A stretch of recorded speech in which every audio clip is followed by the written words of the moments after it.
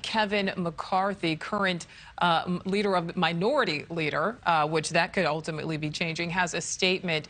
Vic, you have that statement from McCarthy? Yeah, it could be ultimately changing. That's right. Yeah, it just came in. It's just a one-sentence statement from Kevin McCarthy. Quote, "The era of one-party Democrat rule in Washington is over." So saith Kevin McCarthy via email. Blast email just came to reporters around Washington and the world in general. You know, Kevin McCarthy's having a big day, Nichole.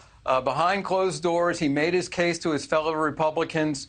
He wants to be the next speaker. The process works like this. They nominate him, but it's going to be the full House of Representatives when this new Congress that was just elected last week is seated on January 3rd, the constitutionally mandated day when a new Congress comes into session. At that point, the whole House will vote for Speaker. Speaker, incidentally, is the only official office in the entire Congress that is specifically mentioned in the Constitution.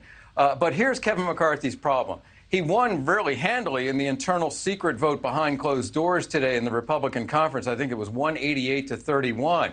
So 188, that's a big number. 31, that's a big number, too. 31 people voted against him within the Republican conference. Now, when we get to January 3rd, Kevin McCarthy is going to have 218. So either all of the Republicans who voted against him, or almost all of them, depending on what kind of wiggle room, how big a cushion he has, maybe 2, maybe 3 votes, they're going to have to vote for him this time. And if they don't, there's going to be utter chaos on the floor because Democrats are not going to give them any quarter. This is the way it works in partisan Washington, and it's pretty much always been this way in the House of Representatives, a majoritarian institution where the majority rules virtually everything. And that's another very important point, Nichole, because something that a lot of people may not understand is when you're in the majority in the House of Representatives, you not only control everything that goes on the floor of the House of Representatives, legislation that's voted on, you control all of the committees. So now all of the gavels that are currently in the hands of Democrats, think Benny Thompson and Homeland Security and the January 6th committee, which is pretty much going to be kaput at this point, obviously, theirs are going to be handed over to Republicans. And they can call whatever hearings. They can initiate any investigations that they want. They have vowed to look into the FBI raid at Mar-a-Lago. We all know, we've talked about a lot, the president's son, Hunter Biden, what's on his laptop, his dealings with China, things of that nature. That is what a lot of Republicans want to get into. There's talk of trying to impeach President Biden, although there's nowhere near the unanimity you might expect on the Republican side to pursue that.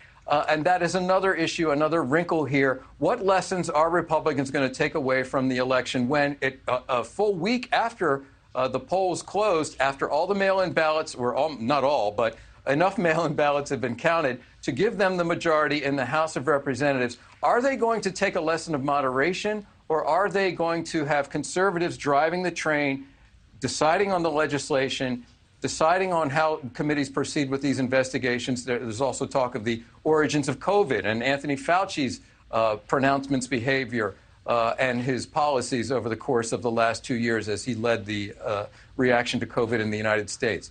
So all of that now is in the purview of Republicans. So while it's unlikely that any kind of major legislation initiatives are going to pass in the next 2 years, with Democrats controlling the Senate and Republicans controlling the House with a very slim margin, assuming they can get anything over the finish line, there's not going to be that compromise between House and Senate. As I said before, President Biden, will not necessarily have to exercise his veto power as much as he might have if both houses of Congress had been controlled by the Republican Party. So a lot goes into this, and even though it's the slimmest of margins, it gives a tremendous amount of power, a tremendous amount of control over not only what happens in Congress, but what doesn't happen in Congress and what isn't signed by the president over the next 2 years, Nichole. Thank you for watching. Go to newsnationnow.com to find NewsNation on your television provider. And don't forget to click the red subscribe button below to get more of NewsNation's fact-driven, unbiased coverage.